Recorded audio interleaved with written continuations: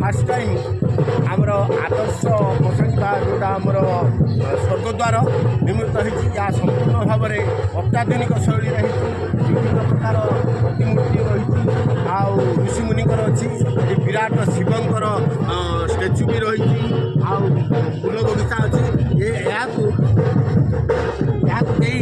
मशाणी बोली भावे यह गोटे उद्यान पूरा पुष्प उद्यान सदृश रही बहुत सुंदर रही आपण मैंने यार सुरक्षा करूँ एवं परिष्कार परिच्छन्न रखु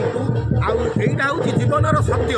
जोटा कि जीवन सबकि मिछ किंतु ये मशाणी आसवाटा ही सत्य तेणु आपण मैंने मशाणी निजर भाविकी परिष्कार परिच्छन्न रखु एवं आपण मैंने आसतु।